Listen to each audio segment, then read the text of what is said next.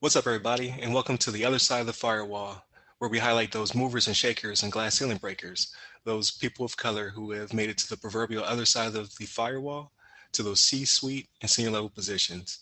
My name is Ryan Williams, and today, as always, I'm joined by Shannon Tynes What's up? What's up?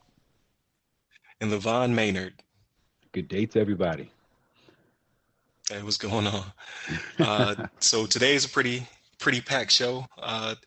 We'll kick the show off discussing Microsoft's recent Exchange Zero Day vulnerability. Then we'll talk about the patch notes concerning it because it's a pretty hot topic right now. Then we'll move on to Levon breaking down uh, the Apple Wall Garden, how there might be some bad apples, pun intended, within it. And then we'll move on to social media and kids and just protecting your kids and the privacy and just how we feel parenting in this new day and age is going. So, without further ado, how's everybody's week? My week's been pretty good. Been been another groundhogs week. Trying to think of anything exciting that I did last week since we came together. I think the only thing I can think of is just man. I went to the grocery store. I bought some food. That was pretty exciting. I got some bought some food and got some water and stuff like that. But as besides that, I've just been chilling out with the family. Been enjoying some shows. We'll talk about a little bit later. Playing some video games. Uh, I've been helping or supporting the wife. She's in a program right now. She's learning another language, and she's supposed to graduate in the next month here. So she's trying to wrap that up. So I'm trying to help support her, give what she needs, give her some food, all that stuff. Like, she's doing these long sessions of studying, and so I try to give her some quiet time so I'm not as loud and try to mute my devices, keep them nice and quiet so she can get her work done. But that's been my life for the last week here. How about you guys? How you been doing? So, So, real quick though, quick question. I'm sorry. So, what does graduation look like? Like, what level of proficiency will she be at? I guess it's more of a I don't know, like a beginning intermediate type level. It's not like they have advanced courses. Um, so this one's going to be like I guess maybe more of an intro course. So she's going to have some basics down, some like common speech patterns and things like that. Common like interactive, like how you doing today? How's your family? Um, I need to go to the store. I need to buy this item. I need to go on a trip to buy this. Can I buy this hotel room? Kind of like maybe like the main kind of conversational pieces and maybe kind of the basic level. So she'll be able to have like conversations with people if she went to that country. Okay, So nah, that's what's yeah, up. I'm sorry, Shannon. Go ahead.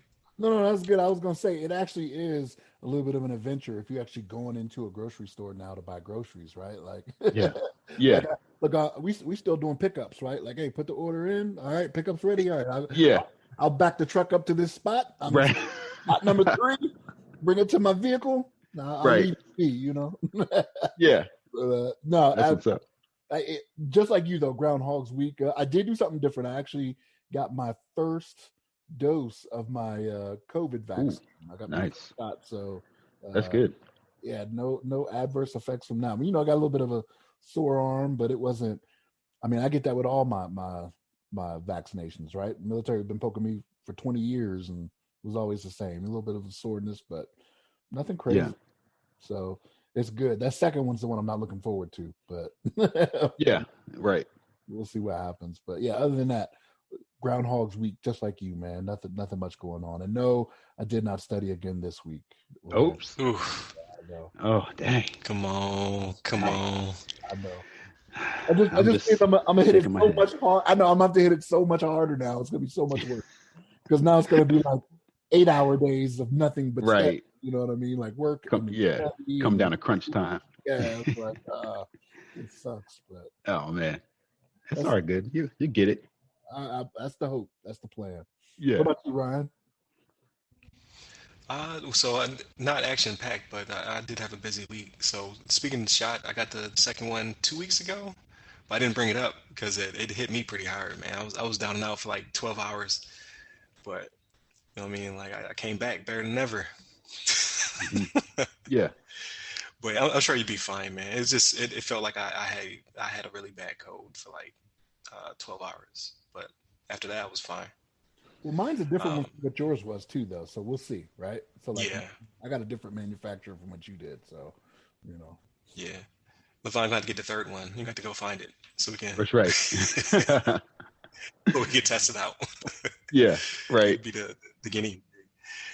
Yeah. But no, it was a pretty solid week. I was working night shift, taking a class, so I'm trying to swing my shift back to day shift this weekend. So I just woke up from a nap. Um, but aside from that, I did study. So unlike Shannon, you know what I mean. I did my due diligence. No, I was playing. Like, well, I probably I only put in like like maybe 4 hours this week. So I wasn't studying every day. I put in an hour here, hour there. It's all good stuff. Like it definitely is a different level than what I've done in the past. Like I'm actually learning like the kill chain and how to actually spot malware and all that good stuff. So I'm pretty interested. It's the GCFA, the GAC Certification Forensics Analyst. So it's pretty cool. So I think it's 23 hours total. So I'm probably going to run through it at least twice, but maybe even three times before I take that test. So That's aside from nice. that, video games and watching TV here and there, YouTube. So we'll get to that. Um, but yeah, pretty quiet. So speaking of hot topics, I'll give it to you, Shannon. all right. So first, our topic we're going to talk about, right? Microsoft says a group of cyber attackers tied to China hit its Exchange mail servers, right? So this is the same stuff we see every week, right? Like somebody's going to get got eventually. It's how it happens. Now, I said this last week, and I'll say it again this week, right? So these were 0 day exploits that they went after for this one, right? So I have a little bit more leniency when it comes to the 0 days because it's not like, um, the company was being lazy and what they were doing or anything like that. But this one was this is pretty widespread, right? Because it's Exchange and everybody, a lot of big companies. Let me not say everybody, but there's a lot of companies out there that use that, right? So when it comes to email, I'd be venturing to guess, and again, I'm just throwing a number out here. You probably got 95% of the world that's out there, the business world that's out there using Microsoft's product, right? Um, Now here's the thing: they have patches out there for it, so it's a matter of people getting out there to do what they need to do and make sure that that they're taking care of it. But again, like when you're when you're the big dog on the playground, somebody's always going to test you, right? Like when you have a large footprint like this, it makes it easier for you. So it's one of those things where you just got to always be on guard. But again, a 0 day, right? So the companies themselves, they have to do a little bit better, when it comes to development and whatnot. But this is kind of expected at this point, right? Idle hands. We're still in the throes of. I mean, some states will say different, but we're still in the throes of COVID, right? So, but it's just something that you have to be on the lookout for. You have to always be patching, right? And again, with 0 days, it's a little bit different, but you have to always be patching, always making sure you're on top of these things, making sure everything is as secure as you can possibly make it. Um, but yeah, this is one of those things that, hey, this is the world we live in today. You know what I mean? So I imagine every week it's going to be the next big dog, right? That gets caught with something. So we'll see. But what about you, Ryan? What you got on this? So I do agree. It is a 0 day. It's not much that can be done about it. But what was interesting to me was I believe it's only like it's still evolving, right? Like so every day we're learning a little bit more information about it. But I believe it's only on premise Exchange servers. Like it's not the 365. So there is a little bit of hope. Like yeah, there's a lot of companies that still have on premise um, Exchange servers. Don't get me wrong, but those are to our knowledge, those are the targets. So those are the companies that are going to need to go in and actually patch and I believe it's four different vulnerabilities is what they've discovered so far. So there's patches for all of those, and it's just a matter of pushing them out. So the flipping to patch notes because we haven't done patch notes in a while. So these four vulnerabilities that have been brought up were brought up by the U.S. Cybersecurity and Infrastructure Security Agency, so the CISA. CISA, yes. um, in the White House, basically saying like, "Hey, we know this vulnerability exists. We know it's very expansive." I think they said it's up to upwards of 30,000 companies that they know have exposure to this new vector of attack, and they're like, "Hey, immediately patch your systems. Here are the patches." But now we're into the weekend, and what's being reported is that you have 30,000 companies, maybe 1 in 10 are actually being targeted against, where they can actually attribute this, what they believe to be a Chinese uh, uh, national state hacker. Well, I can't think of the term off the top of my head, but state-sponsored organization out of China is what they believe it is. They said maybe 1 out of 10 is actually has forensics showing that, hey, they've been in our systems, but they're saying that only 10% of all affected, so only 10% of the 30,000 plus have patched their systems. Like, I get, like, I'm in this class and they talk about like, don't immediately go to eradication. Like, you need to investigate, then you need to, identify, investigate, remediate, eradicate, right? You have to go in that order because you have to get the forensics, so make sure they stay out of your systems, make sure that you find all the back doors, all that good stuff. However, they've already been exposed. They already know that you are looking for them, so you need to hurry up. Like, 10% is not adequate enough. Microsoft did their due diligence. They pushed the patches out. Now you have to patch your systems. I actually put a poll out on LinkedIn asking people, like, do you believe it's due to like the slowness in patching? Do you believe it's due to ignorance? Like, people just don't know that they've been exposed. Is it manpower? You just don't have the manpower to hit all your servers to do the patches? Is it a lack of care? Like, maybe you have a false sense that you are not being targeted by these bad actors. I don't get that part. Like, usually patching goes a little bit quicker than this. I don't know what's taking so long. So here's my thing with this, right? So we brought this up a few weeks ago. Remember the whole vCISO thing and whatnot, right? So this is where it hurts. Right. This is where I believe it hurts. I'm not going to say totally because I'm not a vCISO, but they don't have, one of the good points you brought up is, I imagine that some of these companies don't have a very expansive pool to pull from when it comes to their IT department, right? So you got your vCISO who's only part-time looking at it, right? So they may see this, but they can only put so much time into it. Then you have, an IT department that's not as robust as it needs to be to do all of the investigation. Who knows? You may have people that aren't even versed in how to do these things, like how to do an investigation, right? So it's just a matter of, they're sitting there like, okay, what do I do? You know what I mean? Waiting for the vCISO as a part-time employee, you know what I mean, to do Right. something about it. So that could have a good play in it. But you're right, like 10% is not. I mean, 3,000 out of 30,000. Come on, I mean that's not enough. You know what I mean? So yeah, it is. We'll get through it. You know what I mean? But this is one of those things where hopefully it's one of those things where you hope a lesson is learned, right? Where, okay, we got bit by something. What are we going to do different, right? Is it going to be we are going to hire 20% more to the IT department? Is it we're going to do checks more often? Are we going to have somebody looking at different newsletters and things of that nature to know these things are coming out? Because it could also be that maybe they just don't even know it's happening. I mean, I realize this is big news, right? You can find it on several different places and whatnot, but how many of these people are actually like have dedicated, like I get emails from places, you know what I mean? Like, hey, this is the new thing coming up. This is what's going on. You know what I mean? Different bulletins and whatnot that are out there. So how many are actually doing that? You don't know.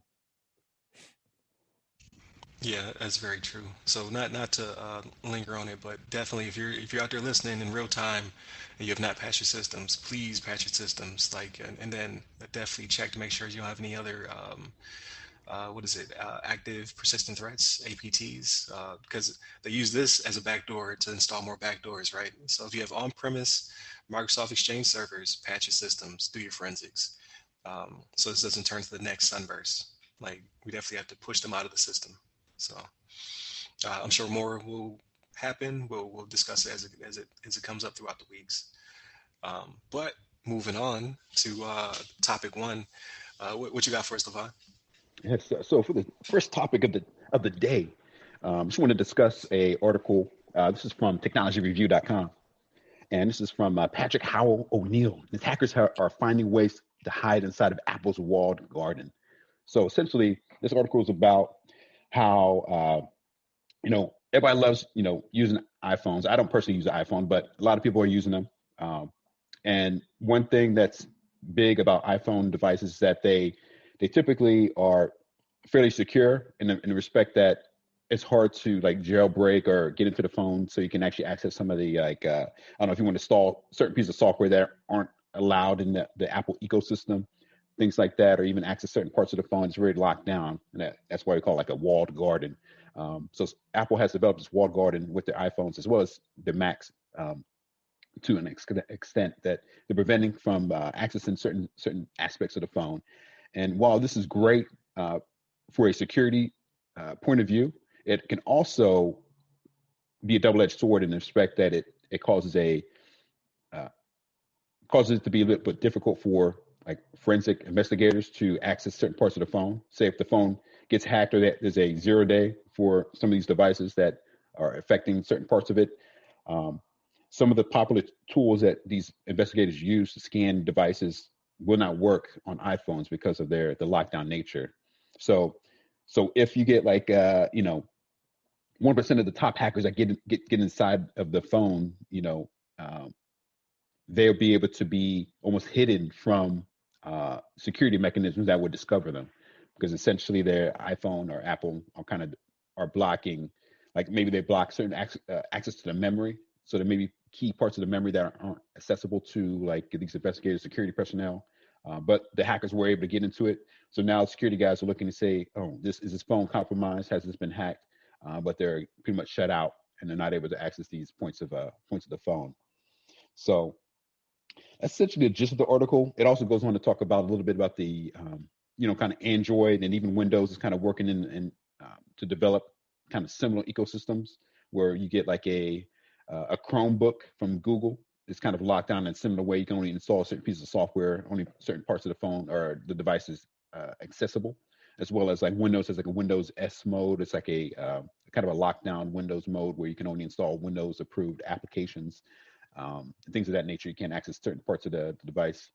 But essentially this is kind of like this article just kind of describes that scenario and how much it's a double-edged sword in respect that you can't, Apple's making the devices more and more secure, but also making great hiding spots for these malicious actors to compromise the devices, and then they can kind of sit out in these certain parts of the phone that are getting locked down. I think one part in the article they described like there's a folder or some access, like a sort of private folder that initially a bad actor got access to, and then these investigators were able to view this data, but then later on iPhone released like a patch or something that blocked access to view that folder, but the malicious guys were still able to get in there, but the security personnel could not scan that part of the phone any longer to discover that the people were still in there. So things like that are maybe the biggest concern. It's just it's a good thing that they're doing to secure their phones, but at the same time it kind of provides like a little bit of a hiding spot. But with that said, do you guys have some thoughts on that kind of I think are we all Android users? I'm not sure if or do you have an iPhone? Absolutely not. One of us is not. Oh, that's right. That's Absolutely right. not. Absolutely not. How dare you? See how they cut a hole in the case just to show the Apple symbol? Right. Make sure you can count on iPhone, Apple to try to show off their goods to everybody. Make sure everybody knows what you got. But what you guys got on this? What do you think about it? So as a Apple user, so I'm always been prideful of the walled garden and what have you. Like, first off, I haven't always been an Apple user. I used to have an Android. My favorite phone of all time actually was my Note 3. That's how long ago I had an Android phone. Because you could do anything with it, right? Anything. You install anything you want on it. You could do anything you want to do with it. Yeah. It died on me just before I was going on a temporary assignment. I was like going across the country or something, so I needed a phone ASAP. So I think I got like an Apple 3 or whatever at the time, or an Apple 3S. I don't remember the naming convention is always crazy. But once you're in that ecosystem and you buy something, you're just like, I'm here now. This is this is where I live. So, Yeah.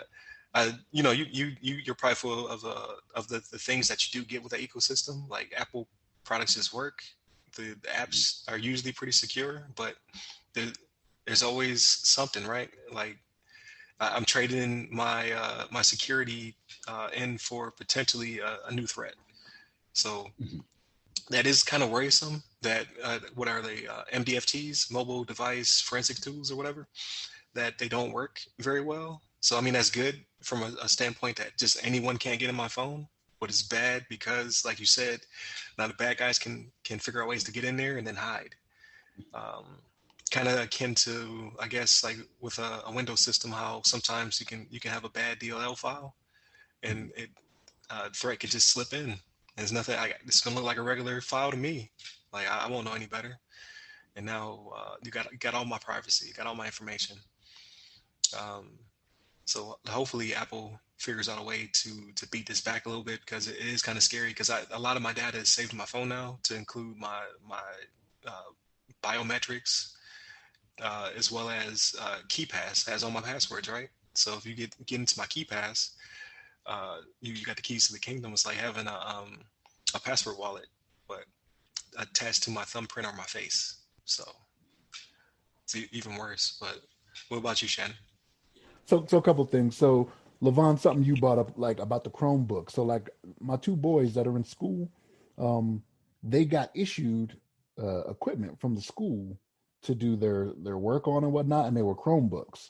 And I was like, okay, it's good for them, right? Like they can lock them down, do whatever they need to do, keep parents from doing whatever. Like I have to keep telling my wife because every time something seems to not work right, she just comes to me. I'm like, look, this is not my machine. I realize I'm the IT guy in the house, but this is not my machine. I Right. can't do whatever on this. This is locked down pretty good. He can Right. browse and he can save stuff to it. That's about the extent of it, right? Mhm. So yeah, I mean, I do understand that, like you doing something like that that's locked down pretty good.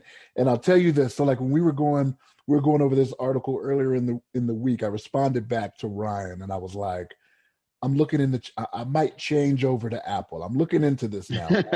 And here's the thing. So like it's not like I'm totally against it, right? Like my wife has a MacBook, you know what I mean? So like we have some in the house and whatnot. But when it came to phones, I didn't want to do it because they never had the expandable storage, right?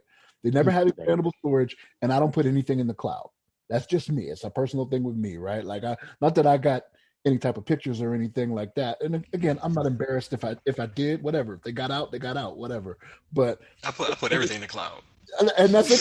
And so for me, it wasn't necessary because like at the time, Apple had the cloud and whatnot, and everybody would be like, okay, well, space is not a thing on the phones because you don't have any expandable memory in them, uh, um, or storage, excuse me, expandable storage, not expandable memory.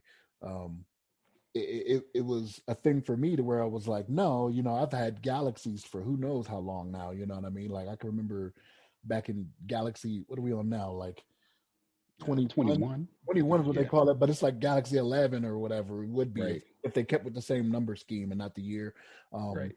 But even then, now I'm noticing that Samsung is doing the same thing that Apple was doing, where they don't have the expandable storage anymore because Mhm. Samsung has an environment where you can put stuff, in a cloud environment now, right? So Mhm. I'm like, well, is it worth it? Is it worth it for me to do it for that? And like you were talking about with different applications and whatnot, like if I wanted to, I'm not saying I do, put something that may not have been approved through the Play Store or whatever, if I want to add it to my phone, I could do so if I wanted to, do some stuff that makes it more open for me. But after reading this, I looked into more of the Apple stuff and whatnot, and I was like, maybe I want to give it a shot, right? Like, because I could keep phones forever. So me having Mhm. the expandable storage, and I save stuff off. Don't get me wrong. It's not like I keep everything on my phone. If I lose my phone, it's whatever, right? Like I save it. I have backup options that I do, but I'm always recording something. I'm always downloading some documents from an email or something. So it just gets to a point where I don't want to spend a bunch of money getting a 512 gig device, you know what I mean, when I could do one that's like 64, you know what I mean, where it's cheaper. And so I don't know. Yeah. It I'm thinking about it. And again, I know I seem like the Apple basher here, right? Because it seems like Ryan, I think you're giving me. I think you usually give me these articles on purpose about something with I Apple or do. what. I normally do. Yeah, yeah. But it might. But here's the thing, right? It might be because I'm the one that's finding them and sending them out, so I seem like an Apple hater, and I'm not. But I don't know. It's something I'm willing to look into because it may the reasons that I was staying away from it are becoming less and less now, right? Like if I like Samsung, I like the Galaxies, but if they're not going to have expandable storage anymore, like what is the point of me doing that, right? Like if I'm going to save it off anyway, I could change it up. I'm sorry, Levon, that I said that. Don't hit me next time you see me. You know what I mean? So Dang. Wow. I left you alone, I'm in the disappointed. Android space. I know. I'm disappointing everybody. I'm I'm not. disappointed. I'm not studying. I'm trying to change up my I phone. was gonna say, first you haven't been studying, now you're trying to change the phone. Yeah. You're gonna be like, two iPhones versus an Android guy over here. You'll be like trapped, surrounded by you guys. We're gonna start coming on. And be like, hey guys, what's going on? We're gonna be like, one of us. One of us. That's right. That's all good though. No. I did not murder him. Right. That's funny. I could totally understand that. I mean, I think the iPhones are really nice phones. I wouldn't be opposed to getting one, but I'm more so like I do like the freedom of the Android devices, a little bit more open. You can install different applications and things like that, and a little bit more customizable. You don't have to have the same kind of like background, the same kind of desktop setup if you wanted to switch up the just want to customize a little bit more. But iPhones are nice. iPhones, Macs are nice. Just that I don't know. It's I think it's some people treat it as like a cult. They have to get into the Apple like get into their Apple world where everything has to be iPhone, iMac, and they got I don't know, if they started coming out with like Apple underwear, people start buying that because they already got like an app, Apple phone. They got like I get my Apple underwear. Let me wear my. But they're good devices. Once you join the group, we don't call it a cult, we call it a group. Once you join the group, there's no coming back. Right? I got the phone, the iMac, the Apple TV. Yeah. What else I got? I don't know. I got all the things because once you get into that walled garden, like you feel as though all these things just jive, they work together. You've already bought it works across platforms. Yeah. And then they just keep giving you free stuff. Like so I got the so when you buy a phone, they just give you Apple TV for a year. And every time I get a phone, they just keep adding another year. Yeah. So I'm good for a couple years now. And I'm just like, well, I mean, hey, that worked out. So as a plug, what's actually in Apple TV? I've never used it or seen it really. Is that just the same as do they have the same kind of programming as Hulu, or do they have something special on there? Just they have they have their own set of programming. Yeah, they have their own movies. So there's a couple. I never really got big into the movies and TV shows and all that good stuff because I didn't want to get attached. And then then no longer have the service. But then I renewed. I got a new phone, and then they were like, "Hey, here's another year," and I'm just like, "Oh, okay, you got me on that one." But then Apple Music. So we pay for a family plan. I think we pay like $15 a month, and then we all get Apple Music. So I don't buy music anymore. It's just free. Like there's never been an album that drops where I can't have access to it unless it's Beyonce or somebody from Tidal. Then obviously those are delayed. But when it comes to movies, man, I'm trying to think of this a really good one. I say that and I can't remember the title of it, but it has Anthony Mackie and Samuel Jackson. The Bankers, I think is what it's called. So it's based on true life story. These two black businessmen fake being like they find a white man to front as the owner of the bank, and then they infiltrate into the banking system in Texas, I want to say. So a really good movie. There's a few others. There's one where what's my man's name from Castaway? Tom Hanks. Oh, Tom Hanks, Tom Hanks always has he always has a jam, right? So in this one, Mhm. he's playing a submarine captain. I want to say I forget the name of that one. I haven't watched it yet. But it's a Tom Hanks movie, so you know it's gonna be good. Um, He's the captain then now. there's a few more. There's a few more. There's uh, a documentary on Black fathers that they put together is really good about Black fatherhood. I want to say, man, there's a few more. So I graze, you know what I mean? Beyonce had no, I'm sorry, that was Disney Plus. I get it Yeah. confused, right? Because Apple Right. TV is a set top box basically. So at the crib we have HBO Max. We had Disney Plus at one point, and those are all apps on the Apple TV, and we use it as the media streaming device. Um, so some of that stuff blends into each other because Right. you don't have to click on the app. You can just click on the whatever you want to watch, and then it just jumps to the app for you, just like any other set-top box. Hmm. Right. But they start to Right. bleed into each other, so you don't know what Right. is Yeah. from Apple and what isn't. Right. They do it on purpose. Yeah, well, it's good, man. Like I got the Apple TV for free too. It was HOA gave it to me. Mm. Um, Dang. yeah, it was. Remember I said I didn't want cable. Like I finally had cut my ties with cable when I moved into the house, but the Wi-Fi was part of the HOA. So I think the like HOA is like $30, but we had 100 gig. I'm sorry, 100 meg up and down as part of the deal, and then they expanded it and it went up a little bit, and they added a cable package, and they gave us Apple TVs. Um, and then I was, it's serendipitous that I have Apple devices and an Apple TV, so everything that I watch, I can stream onto my Apple TV, listen to my music, all that good stuff. So again, it's a walled garden, right? So Hmm. everything kind of plugs into each other. But since Apple's not sponsoring us, we can talk about the bad as well. Right. We did talk about how Apple has that proprietary uh, Wi-Fi connection between devices that makes it so simple that was able to be exploited, and then people were able to cut on people's iPhone cameras and microphones and listen to their conversations through walls. So there's Mm. also that implication as well, right? So anything that's attached that speaks to another device can be intercepted. So Mm. all my devices are starting to become Apple devices, but again, I'm opening myself up to pretty big vulnerability. Hmm. If if bad actors want to get into one device, they can almost get into all the devices. At least with that exploit, which has been patched. Um, I think last fall they patched it. So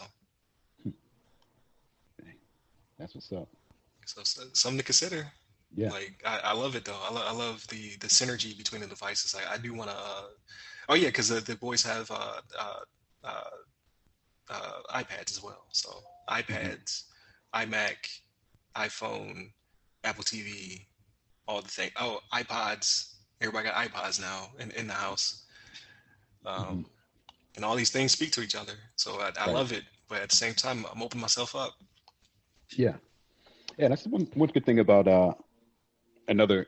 I'd say another good thing about the iPhones and Apple products in general is just that they have a kind of a, like we said, like a walled garden, a closed off environment where um, when when developers are trying to make applications for their devices, they don't have to be considerate of a variety of like producers or manufacturers per se. Say if you have, for Android, you have Samsung making phones, you have OnePlus making phones, you have all these different like phone makers, and so they have to make the application as well as the software itself make it like compatible, universally accepted amongst all these devices. What Apple has, they make their own products. They don't allow you to really install Apple, you know, on other like non-Apple devices, or you can't like you don't have like third-party manufacturers making iPhones on like Samsung making the Samsung phone with iPhone operating system on it.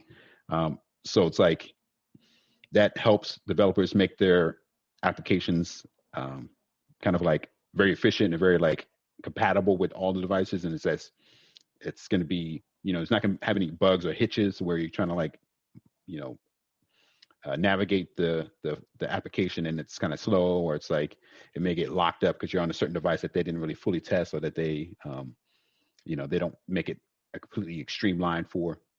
So that's one good thing about the iPhones, that I think that helps them to be, I don't know, just for their devices to be a lot smoother in some sense, for some of the applications to be a lot smoother, because they don't have to worry about, the universally accepting the application, but also kind of locks them down to their own environment where, for example, I don't know the statistic right now, but I know Android operating system in general, Android phones are more popular worldwide than iPhone by a large margin, just because they're compatible with all these different devices. And a lot of companies use that, especially if they're open source, or the open source operating system that they can install on different devices, and they can modify it and tweak it and customize it for their own business. So that kind of locks down Apple to their particular devices. I mean, I suppose if they open it up to the world, let people install it on all kinds of other devices, it would give them probably increase their profits, but also it'll cause them to lose a lot of the the tight knit, like walled garden, streamline, compatibility with their applications, things like that. So it's something I'm sure that they've thought about, and it's a big, I think it's probably a big selling point for them as well, to kind of say that we have our own, we take care of our own devices, and we know that they're going to be as fast as they can be because we made them that way. So it's a pro and a con there as well. But I don't want to dive too much in the Apple world. I know we've been talking about this for a minute, and I think we have another topic that we want to cover. Podcast. Yeah, I was going to send the Apple Podcast. I want them to take it over, even though we're streaming on Apple. We're streaming on Apple Podcast too, right? Yeah. That's actually we get the most streams on that side. So there's that as well. So we'll give a shout out to Apple every now and then. Yeah, they got you. They got me.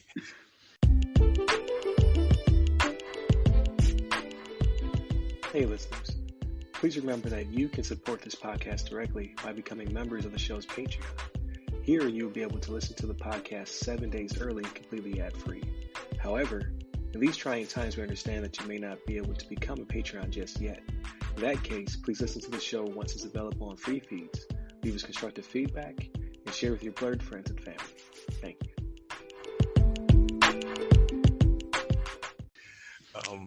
But yeah, so topic number 2. So typically when I do the Run a Show, I give you guys an article. We kind of dissect it. It's based on something that someone else has produced. However, this time I wanted to switch things up, and I kind of wanted to talk about social media and kids and their privacy. So what inspired me this week was a video produced by one of my connections on LinkedIn. I actually can't remember her name. I'll try to pull it up while we're talking, but basically she was kind of giving parents a heads up. Was it Dana Mantilia? Dana? There you go. Yeah, I'll tag her or something in this video. Give her credit. But it inspired me because she was talking about how Snapchat has maps. So in Snapchat, which I only have a Snapchat account because my daughter has one, you can tell your friends where you're at. Basically, they'll beacon, like, oh, I'm at the park. Like, you don't even have to say it. It's just you pop up on the map unless you restrict that. So basically what she was saying was, definitely look out for your kids and make sure that they don't have this feature on. Make sure they're ghosting their friends, basically, because they don't always invite just their friends to be their friends on social media. So you'll have some complete stranger knowing the location of your child just because of they did a Snapchat at the park. So it's like, oh, okay, so-and-so, is at Eastwood Park. I just made it up. I'm gonna go there and basically stalk them, potentially. There's always the potential of weirdos being on the internet, right? Because it's a very weird place. But I know that me and Shannon have different opinions on social media just from the conversations we have on the show. And then I'm sure Levon also has his opinion on kids and if they should have social media and all that good stuff. So I kind of just wanted to open it up to everybody and kind of give their advice, both as a parent or as someone who has, nieces and nephews or, will have kids in the future. And just your opinion on how much is too much social media, and then how do you protect your kids or your loved ones on social media. So I got a lot to say about it, but I'll let you guys go first. So Levon, let me jump in first on this one. Yeah. So I was going to say I'd like if you guys go first on this because you guys have very opinions, and I can be like the moderator in between. So here's the thing, and I don't know if I've mentioned it on the show or if it was something offline for the times that we talk or whatnot. But I mentioned about how my daughter, for her 16th birthday, all she wanted was a Facebook account. She wanted to be on social media because we never let her have it. And I was like, no, I'd rather spend money, give you something you may possibly not want than worry about, a possible safety issue or anything like that. And what it kind of goes to is, I don't know if you guys have ever seen like I watched a lot of like that 2020 and investigative stuff, but there was this guy who, with the approval of the parents, like these parents thought they were teaching their children the right thing to do, right? Like, don't talk to strangers on social media, don't let people in the house, this, that, and the third. So with the parents' approval, this guy was pretending he was someone else and talking to their children, you know what I mean? And was like, hey, meet me at the park, this, that, and the third, blah, blah, blah, blah, blah. And I see that and I'm like, okay, I think I've told my children not to talk to strangers. Don't get in the van when someone has a puppy or candy, you know what I mean? Anything like that, right? But that's not even needed anymore, right? And the thing is, when you watch these videos, these children fail spectacularly at it, right? Like they go to the park to meet this adult, right, with the parents, right? Again, with the parents' permission and with the parents. And so they go and they could get snatched up, but like you don't even need that anymore because you got photos that are getting tagged, tells you how long ago the photo was taken, tells you their location. Things like this I worry about. Like it's one of those things where, as much as I think I taught my children the right thing to do, they're always going to do what they want to do. I have not forgotten from when I was a child, right? And my parents told me, don't do this. And I was like, I think I know better. You know what I'm saying? So try to stop me. Exactly. I'm not naive enough to believe that I did not pass that down to my children, right? So for me, it's one of those things where I think it's more of a, and social media, to me, social media is the devil. I'm like Bobby Boucher's mom on this, right? Like social media is the devil, right? even but no, I mean, I don't want to take it too far, but because when you go and you look at some of the stuff that people put out there, right? You got a lot of people that are trolling, that are saying things that are divisive, whether it be about race, whether it be about politics, sexuality, things of that nature, to where my children just don't need to see that at such a young age. Now, I have two children that are adults. They're above 18, right? They can do what they want to do. You want your Facebook account? You can have it. You're an adult at this point, right? But when you are under that threshold and I'm still supporting you, I am not going to allow it, right? There's just a difference. Like, if I need to know where my children are, I have other ways of knowing where they are, right? Like I could text them, I could call them, you know what I mean? I could do what I need to do to talk to them or do whatever. But social media, to me, there are more cons than pros for them to have an account as a young teenager before they become adults. Is my stance on it. What about you, Ryan? So a little bit different, but pretty similar, right? So like I said, the only reason I have a Snapchat account is because my daughter has one. The only reason I have a TikTok account is because my daughter has one. The only reason I have a Discord account is because my son has one. Um, they have not asked for Facebook or Twitter or anything else that I feel are not really kid-friendly platforms. Or I'm sorry, YouTube as well. So originally they had a YouTube account, but it was my account, so they shared it. So all of their accounts stemmed from my account originally. That's why I kind of lost my gamer tag to my son because he plays more than I play. I lost my YouTube channel to my daughter because she was actually making videos. She doesn't anymore, but she did. And then, like I said, I created those accounts to friend them with unrestricted access. So it's kind of twofold. So I believe kids should have privacy. So I'm not taking my kids' doors off the hinges or threatening to do that. But I will take the stuff that I bought from them out of their room because you didn't buy that. I bought that. But I try to give them as much autonomy as possible. But when it comes to social media and things of that nature, I ask for their device. So I've on several accounts taken my son's tablet or phone and look through his security settings to make sure they're still set up the way I set them up, but also to make sure he's not restricting what I can view as his friend. Like I want to make sure I can see everything that your friends can see. And that's just like mutual respect. Like if I see, I let them know, like if I see something is different, you're not letting me see what you're posting, then I'm taking your device. Like it's not, it's my device, you're borrowing it because you did not buy this. And if you did, it's still my device because you live in my house. So don't think you're gonna say, well, for iPhone, and they'll be like, oh, you can't touch my iPhone. That's not gonna happen because you live here. but it's not to be threatening. It's just I want to see everything that you're posting. Like I want to know everything that your friends know. I want to be able to find you on Snapchat if you so happen to cut that feature on. So I know that it needs to be turned off. You know what I mean? Like, so I do give them a little bit more autonomy. But again, they haven't asked for the big accounts because I will probably not allow my daughter to have Facebook or Twitter because it's even though she's a freshman, I think maybe another year or two before she can graduate into such an adult platform. And then the same thing for my son. He's only in middle school, so no, he can't have that. But again, they haven't asked for those things because I think they're kind of on the track that their friends are on, where you kind of grow into those things. So maybe come her sophomore, junior year, she might ask for it. But like with my son, all he has is Discord because him and his friends play, games and they chat through Discord. So he kind of is going on that track. But I've heard some stuff when he's playing on live with his friends. I've heard them say some things. I'm like, yo, we gotta have a conversation. Because you know what I mean? Like even though it's a more age appropriate platform, they're still gonna run into other people or their friends and they get taught bad habits. Like I've heard a couple B's here, a couple F's there when he's playing 2K. And I'm like, it's not coming from him, but still. I mean, like, hey, you got to tell your friend he has to chill out or you can't play with him. So those are just my 2 cents. Like, I trust but verify.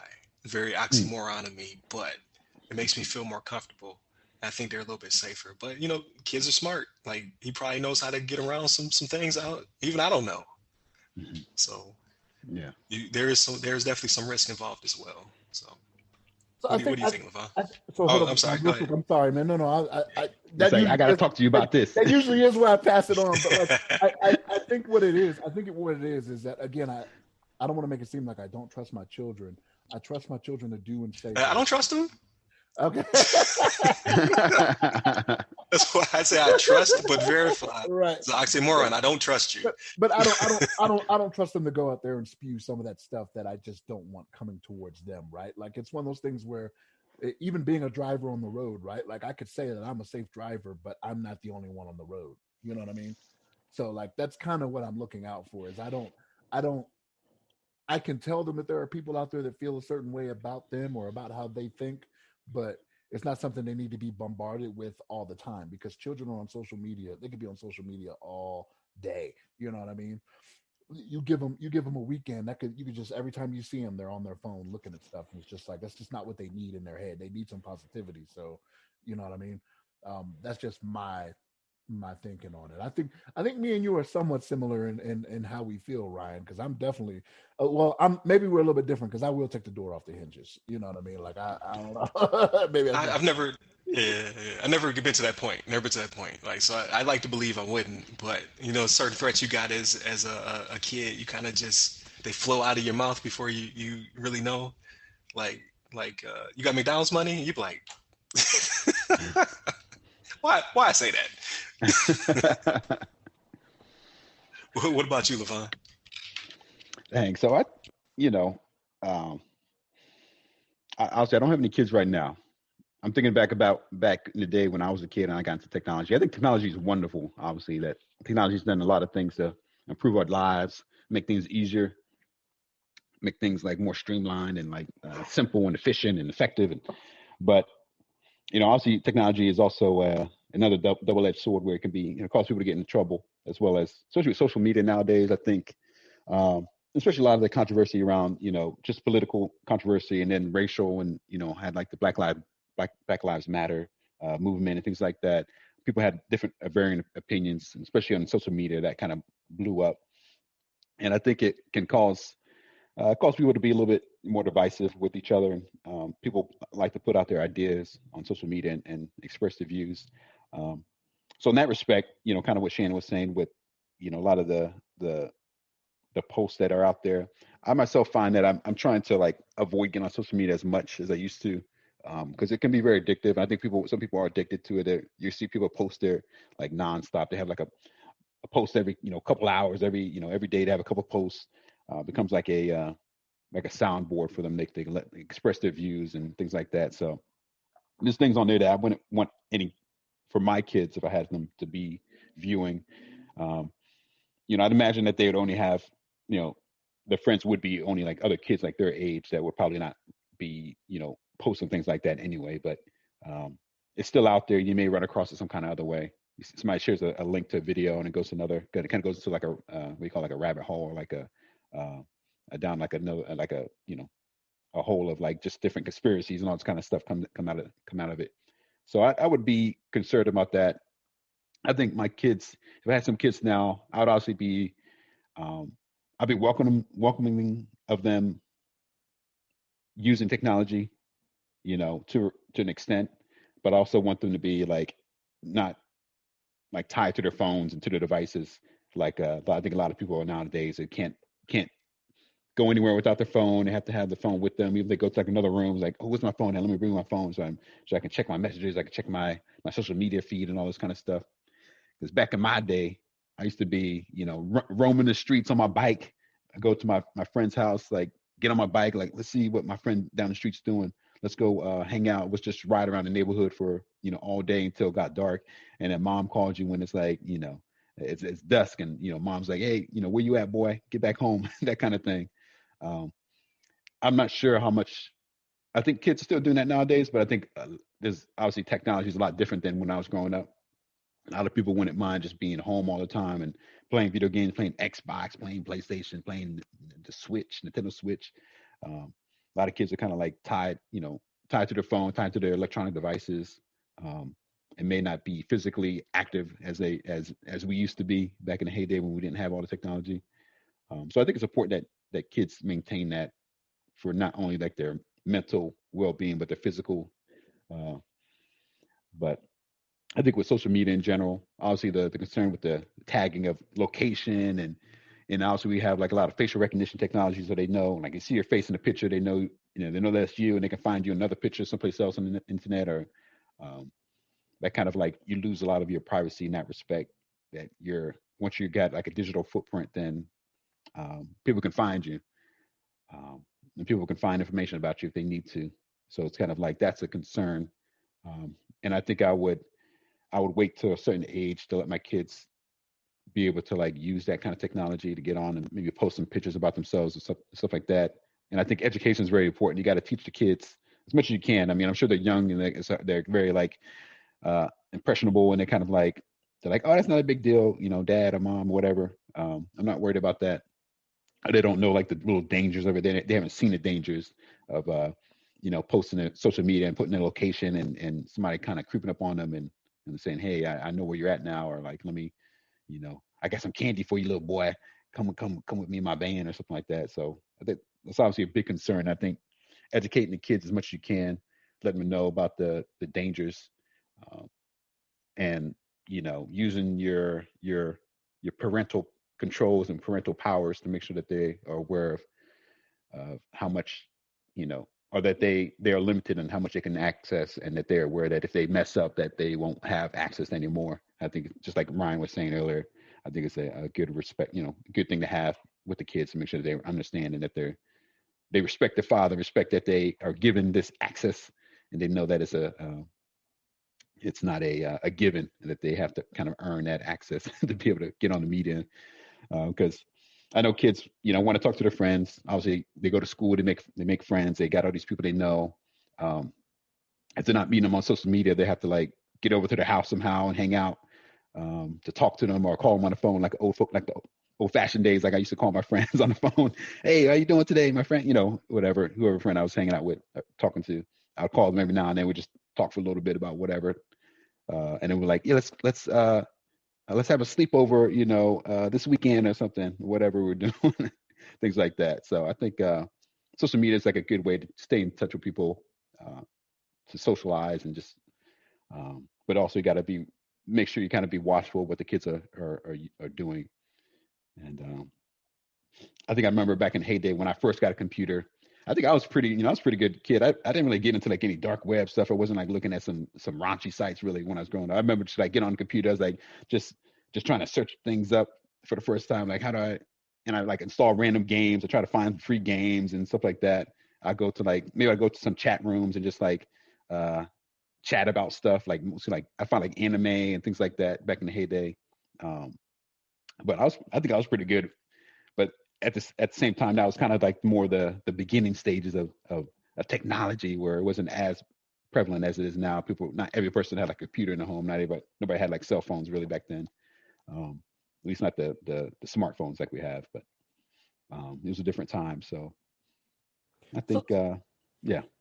What you have to say, Shannon? So here's my thing on this, right? So like to piggyback off something you said, right? Like what is that age, right? You brought that up. What is that age when you do this, right? Right. I'll volunteer that I'm the oldest one here, right? But like I can remember I was 10 years old. I was 10 years old when I first went to a friend's house and was watching a porno movie. You know what I mean? Now here's why I say this. Right?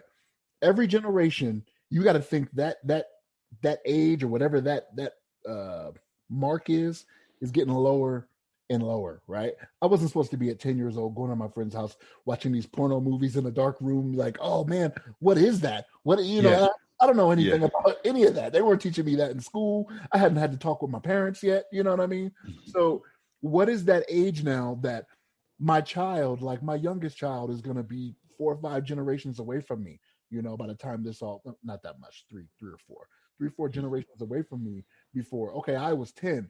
Is it going to be 5 for her? You know what I mean? Is it going to be 6 for her? Like, what does that age go down to where it's like they're doing the stuff that I was doing that I think I know to look out for, but it's just not the same. When I was 10, there was no cell phones. You know what I mean? Well, they were like the big Zach Morris cell phones on Saved by the Bell, but, right. You know what I mean? But like we didn't have them. You know, I wasn't carrying one of those around for my mother or my father to call me. So where is that line going to be? And I think that might be why I'm how I am, because I don't know where it is, right? Like I know before my oldest son, before he turned 18, like I could hear him in the basement. His room is behind where I sit to watch TV. I could hear him online. And there's some things that he said that I was like, don't let your mom hear that. You know, he's got headphones on, so I can't hear what's being said to him, but I hear him saying some words that I'm like, you sound like me playing video games. You know what I mean? but at what point, like, do I say, okay, this is okay, right? Like, can my son say certain things at this age? Yeah, okay. But when he's not within earshot, I don't know what he's saying, and I just try to limit that as much as I can. And maybe that's why, is because I don't know what the age is, right? I just think about myself and how it's getting sooner and sooner for children as generations go on. Mm-hmm. Yeah. Which is true. So I can definitely understand that, and that definitely does give me some concern, because I was around 11 or 12 or whatever when I started sneaking my uncle's magazines and watching his VHSs and whatnot. But that was still kind of the equivalent of today. Like I still found access, and they yes, access is easier for them, and then you definitely have to do a lot of cyber hygiene. So parents should be putting on the parental controls. They should be, like I said, you should friend if you give your kids access to a platform, they should definitely be your friend. And that should also hopefully keep them from saying and doing certain things. You should definitely turn off geotagging. You should definitely, make sure there's no metadata in their pictures and what have you. Like there's a lot of hygiene. I think that should be another topic. Like maybe I should put something together where we can talk about just different mechanisms to filter what they can see, as well as to make them have a smaller footprint online when they are online. But I just don't think you can stop everything. So like I should not have had access, just like you shouldn't have had access. We still found it because kids will be kids. Like it was not given to me. I had to go get it. So they will do the same. It's just that they have the means of doing it from the screen in front of their face, so they can get to it a little bit quicker. But you still can put filters and restrictions and what have you. Like he could have locked his door so I couldn't get in there to get the material, and then make sure I rewound it back to where I found it so I wouldn't get caught. You know what I mean? Like kids, like nobody taught me to do that. Like I used my little brain at the time, was like, you know what? I should probably put this back where I found it at the same time I found it at, so he doesn't catch on. So I keep, watching this material I shouldn't have had my hands on. So kids are going to be kids. You just you just have to do the best you can as a parent to restrict as much as possible. And that was within my own home. Like God forbid you let your kid go on a sleepover. What will they be exposed to? That's true. Right. Kids were finding porn on their GBAs, or not. It wasn't Game Boy Advances. It was on the 3DSs, the clamshell handhelds, because people would search up adult material, and then when they went to turn it into GameStop, and it wouldn't get wiped. So the next kid would get it, and then it was a thing. It was a whole thing where GameStop had to start wiping devices better because kids were getting a hold of porn through like Game Boys and things of that nature. I thought they always. It's a I thing. thought they always wiped them. That's the thing. I thought they always wiped them. They do now. They do now. There was a point where the turnaround was so quick that they weren't catching it, and there's lawsuits. Like, you exposed my kids to adult material. Like, well, we didn't put it on there. Right. That was, gamer so-and-so, like, we got the paperwork, but it wasn't good enough. So we had to get better at cleaning it. So I think that should be a topic to itself. Like, I'm very interested in trying to give those tips to parents and what have you.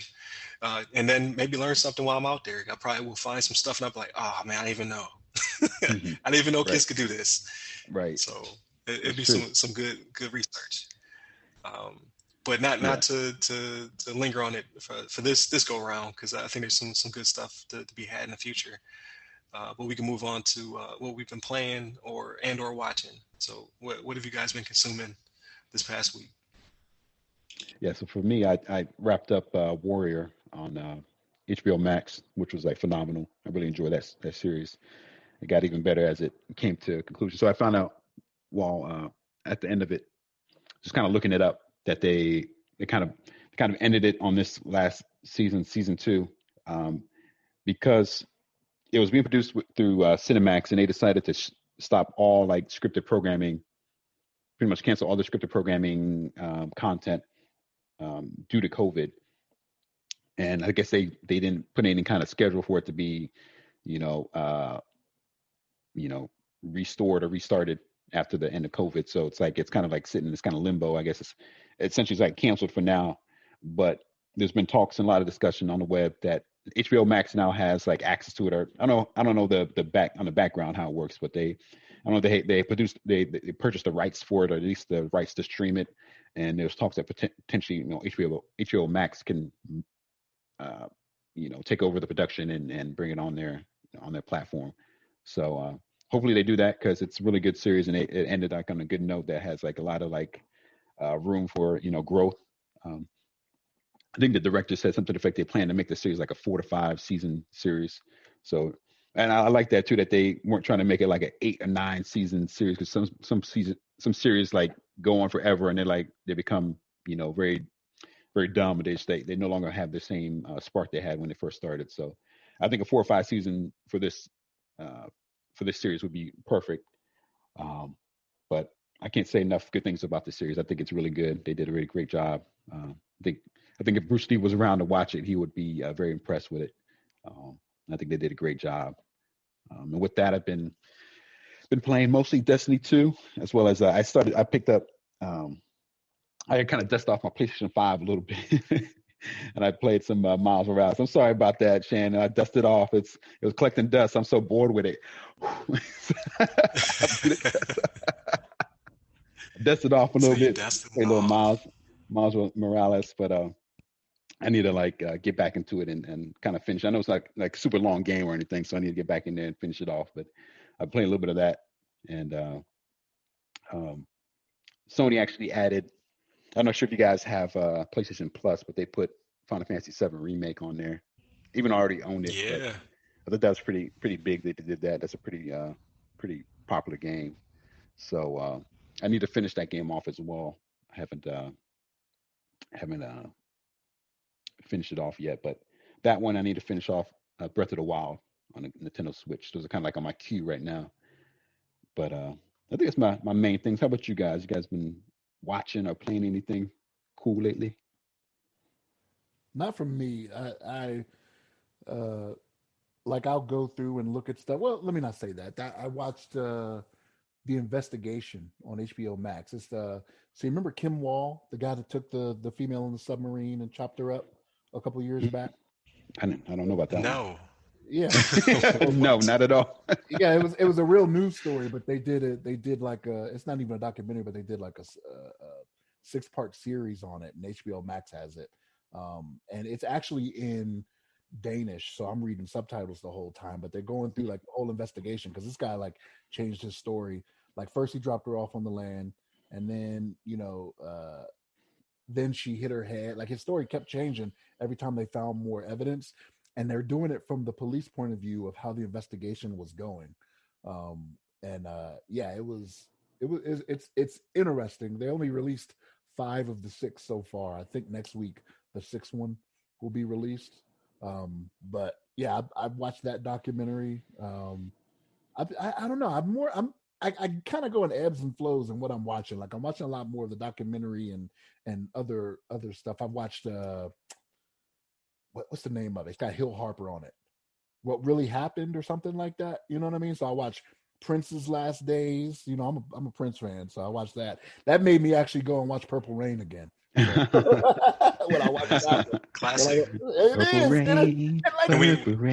like here's the thing, it's not even like it's great acting, like it is like the best musical score you'll probably ever see in a movie, right? So you're like, I'll watch it just to see the songs all the time, because like Prince is not a great actor, let's be honest about, or was not a great actor, let's be honest about that, right? But I still watched it and was like, okay, you know. But I'm kind of in the documentary phase now, so I'm watching that, the confession tape, watching the like different documentaries on these people and how they got them to confess to crimes that they may or may not have committed. You know, spoiler alert, I'm pretty sure they didn't commit almost everyone that they filmed here. Like it's right. just crazy, right? But no, that's just kind of the direction I'm in. I'm not really, watch a couple NBA games, but other than that, no video games still. You got several new TVs and ain't playing no games on them. I know. How dare you? I'm wasting them. And I say several new TVs. And hey, you don't tell me about wasting them when you're dusting off next gen console. Yeah.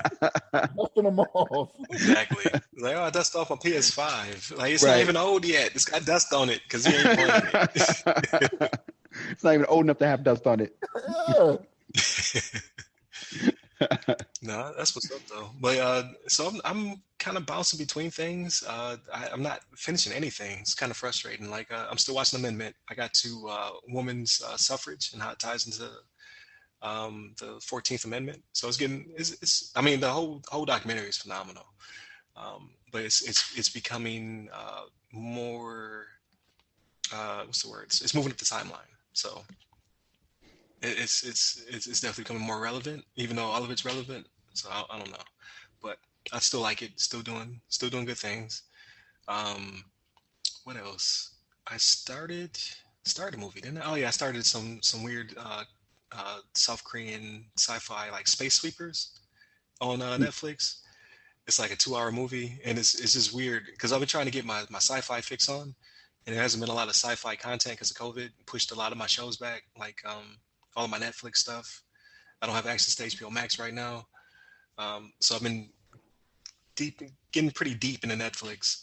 And it's always weird to see the perspective of other countries in their movies, because usually it's always the US led, the US is like the superpower. But like in this one, like literally they got the Korean flag, the South Korean flag on the side of the ship, like the baddest ship in space.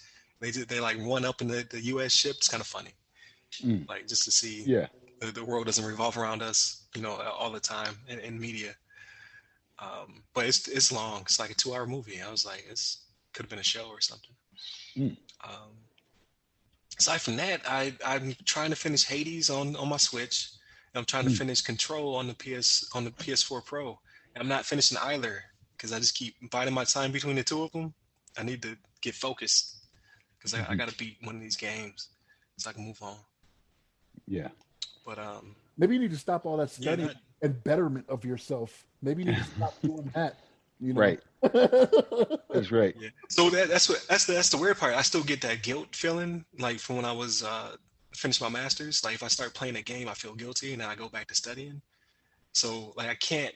I need to flip it because I need to not study as hard. I say that you should always study well, but when does it stop? But you need when do I get to take a break? Exactly. Like watching movies and games is a welcome break from it, though. You know what I mean? So yeah. Yeah, and I kind of still want to do the little side podcast where I spoil video games that are old.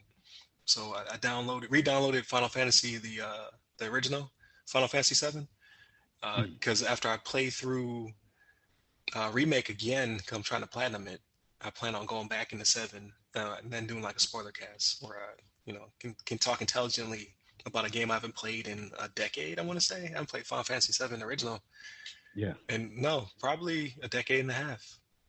It's been a Mm. long time, so It's been go a back minute. through. Yeah. Yep. Yeah, that's an old So, game. and then like just editing stuff. Like I did that interview with Chelsea Pierre from Blurdsling Technology. That's currently on the Patreon, and it'll go to free feeds on the 10th. So I was out there making some clips so I can advertise it, and then yeah, just media, just learn how media works. Like trying to get more people to join the Patreon, get more people to watch the videos, all that good stuff. Yeah, trying to make the big bucks. I see what you're doing over there. You're trying to. No, man, it's about them networks. I want people to know I know what I'm talking about, so Right. they can hire me. Right. So I want Right. to be Smiles V Sizzle or regular Sizzle. I don't care any type of Sizzle right now. Like That's right. I want a job, Right. in the future at that level. You know what I mean? So trying to Mhm. get content out there, so people know, hey, like, oh, that guy knows what he's talking about. Right. I'll hire him. Absolutely. So, It's important. You got to have that network. You got to get those people, get this, yeah, get those networks built out so you know these people in big places, and they know that you do good work, that you're a smart man, and then they hire you up right away. They're like, oh yeah, hell yeah, get Ryan up in here. He's out the military now. Let me get him. Let me get him on this, yeah, on my pick me team up. now. Yeah. That's what's up. Definitely. Yeah, I But definitely see yeah, big things for you. so hey, I appreciate it. Like all of us, Yeah, like Shannon's gonna be Smiles V Sizzo because he keep talking about him. You know what? It that's was right. crazy is after we talked about it, and I'm starting to run into him all the time now on LinkedIn. So I got lots of questions. Like I want to have one of them on just to find out like uh, how it works. You know what I mean? Like, is it like because not to say we bash it, but because we're not as versed in it. We only had that article where they talked about fraction of the time, fraction of the salary. We have, you know what I mean? We already have a bias against it. Like I want to get somebody on and be like, hey, so how does this work? You know Yeah, what I mean? Like maybe I'm missing out. Maybe I should be Smile Species as well in the future. Like what's right. that industry gonna look like? So Yeah, I think that'd be good. definitely. I'd be interested to hear that interview too and get something like that together. Yeah, if you out there and I've contacted you, please respond. I'll put some fillers out there, man. I'm trying to get some people. I think Chelsea is going to definitely open up some doors. I think the interview was really well. It went really well. I think people will see it and then they'll be like, yeah, I'll be on the show. I think this is a good platform, and this is what my platform brings to people of color in IT or cybersecurity. So it only takes one. We got one in our belt. You know what I mean? Like we broke that ceiling. So let's keep it moving. Get some more people. But you guys have anything else before I land the plane? Oh no, we can land it. I'm good. My Okay. seat is All right. upright and my seat tray is up. You got your belt buckled and So everything. Yeah, I'm in the seat. yeah, so definitely a shout out to our Patreon patron. We got Anthony Cater still holding strong out there supporting us. Also, thank you to my co-hosts for bringing it every week. Thank you for being attentive. I know you guys have jobs. You got families. It's a pandemic. You know what I mean? But y'all still make time to be here. So I definitely appreciate you. Go on this journey with me. Thank you to all those out there listening on free feeds. We love y'all too. Definitely convert yourselves to Patreons if you have the appetite for it. But if not, just continue to listen to us on free feeds. Like anything showing us that you support lets us know that what we're doing is important and that it's actually reaching the audience that we're trying to reach. So we greatly appreciate that. Remember, you can always find us on the website, www.theothersideofthefirewall.com. The Patreon with the same name. Twitter is @on_firewall. We have a Facebook page and group, also the other side of the firewall. Instagram is the other side of the FW. And then we have our Twitter, which is also, or I was gonna say also our name's not my name. So mine is at RyRy Security Guy. That's RYRY Security Guy, and Levon. And mine's just a regular ass name, the Levon at Levon Maynard. There you go. So you can always right. always hit us up. We also have the LinkedIn page. So I try to pull people from my network onto the page, but I can only do that 100 people at a time per month. So I hit my cap pretty quick. So if you want to invite yourself, please go ahead and do so.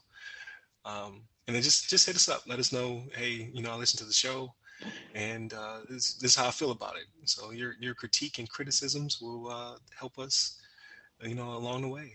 So that's all I got. Any last alibis? Everybody be easy. Yeah, stay safe out there. Don't catch any cooties. We're almost. I know we're getting to the home stretch, but be safe out there. I think we're almost through this pandemic. Hopefully, maybe by Christmas time we have a little bit more semblance of regular society out there, and we can go about our regular business. But stay safe, guys. That's all I have to say. Yeah, well said. Definitely stay safe. Peace.